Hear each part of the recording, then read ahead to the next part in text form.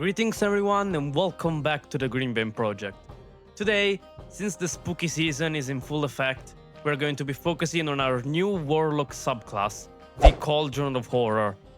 Before we dive deep into the alchemical horrors of these eldritch inventors, I wanted to thank you guys for the support shown in our last video. Second of all, we are launching a new weekly series on our Patreon, starting with the Acid Guard issue, which has already been posted for free, so make sure to check that one out and let us know your feedback, which is very important for us. The link to our Patreon is in the description of this video. In our new pack format, you will find DM tips, tactics, lore drops and inspirations for DMs and players alike, written straight on the page of reference to help you. Known as Cauldronkins or alchemical witches, these warlocks form pacts with these mischievous alchemical spirits of the underworld, gaining power in exchange for their service as inventors.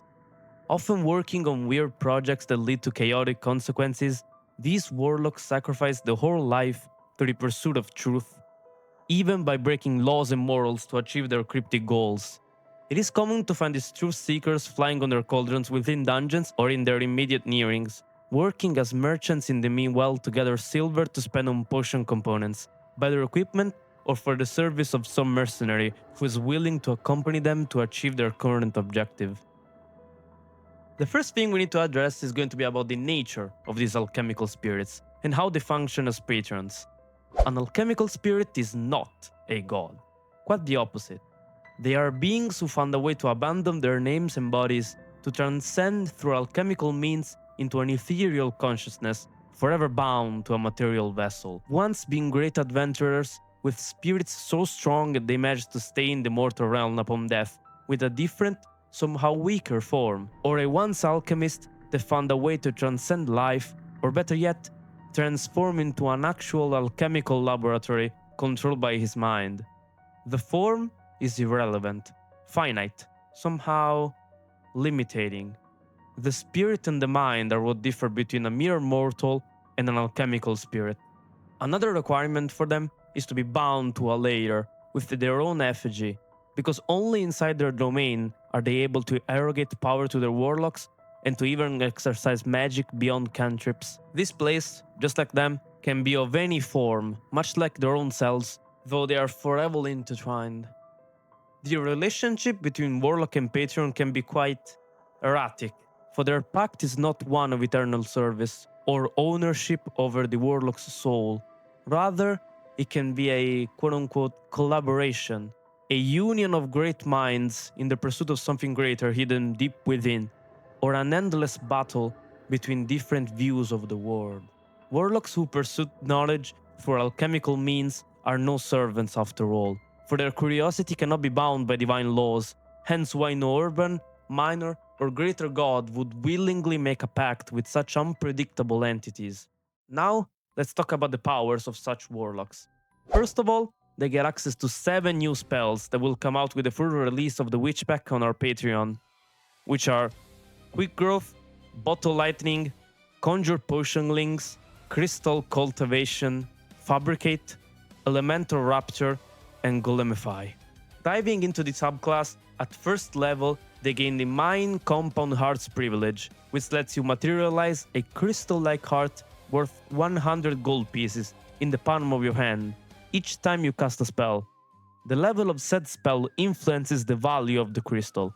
So for example, a 4th level spell will produce a heart worth 400 gold pieces.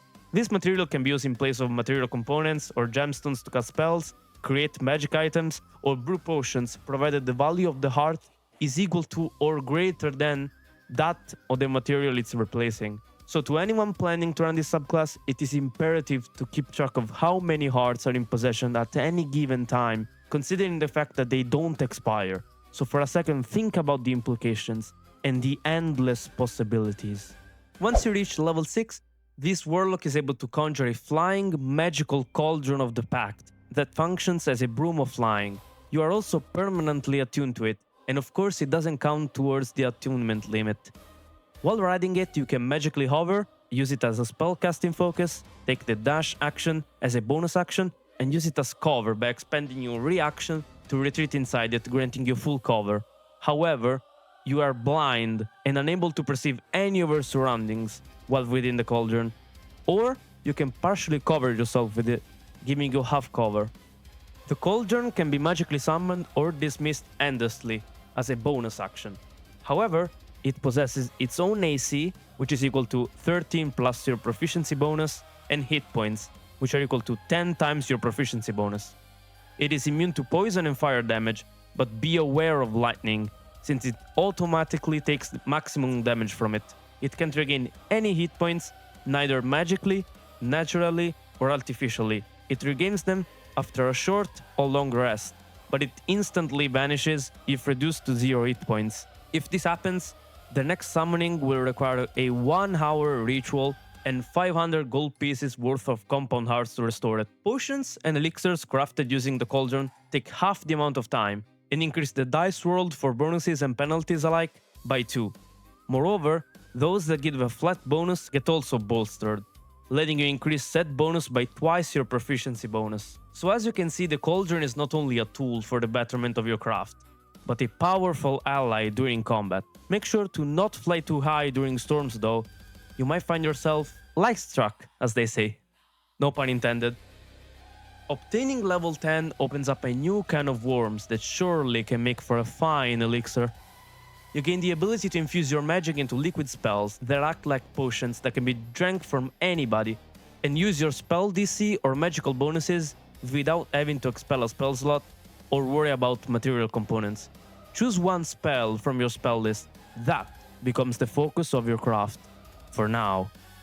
Through a 1-hour Eldritch ritual, you brew a potion with a one-time use of said spell, though the recipe of it is determined by the DM.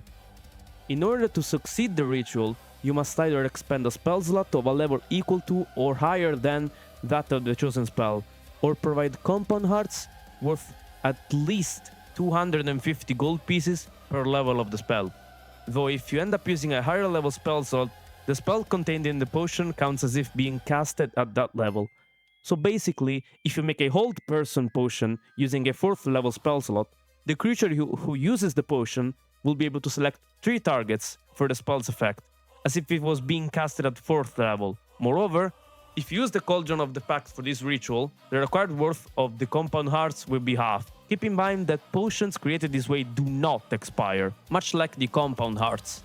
Finally, each time you gain a Warlock level, you can add one more spell from your list to turn them into potions. So enough wasting your turns buffing your allies just for them to fail miserably. Or worse, take all the glory without recognition, be smart with your preparation, and be the hero to claim the glory of truth. Finally, for those who play with DMs crazy enough to wander in the mythical experience of high-level D&D, the capstone, Cauldron of Horror. That, which up until this point was a mere magical object, now becomes sentient, as your Cauldron of the Pact transforms into a Cauldron of Horror, gaining conscience while still counting as an item, still keeping it immune from any effect that would only influence creatures. It now resembles the actual extension of your Patreon, with its own agenda, personality, moral compass, and ideals. Now both you and the Cauldron cannot be affected by spells that alter appearance, such as Polymorph, unless you allow it, and cannot be poisoned or turned to stone by any means. Moreover, why bother rolling dice for the effect of the potions crafted using the Cauldron? Probability is for those who let it happen by choice. Every time you would roll any dice, such effects now always provide the maximal value, be it bonuses, penalties, healing, etc. As if that wasn't enough, once per short or long rest, you can trade 1000 gold pieces worth of compound hearts to your Cauldron of Horrors, to in exchange obtain a potion recipe of which characteristics are determined by the combined minds of you and your DM. Now that is a capstone. Flavorful, powerful, tasteful. Okay, I will stop. I'm sorry. Coming with the subclass will be new Eldritch invocations, potions, and spells created just for it, but they will only be found on Patreon via subscription. So this is the Warlock Cauldron of Horror. Let us know your feedback in the comments, and of course, make sure to like, subscribe to keep up with everything Greenbane. Now, if you excuse me, I have potions to drink, if you know what I mean. Until next time.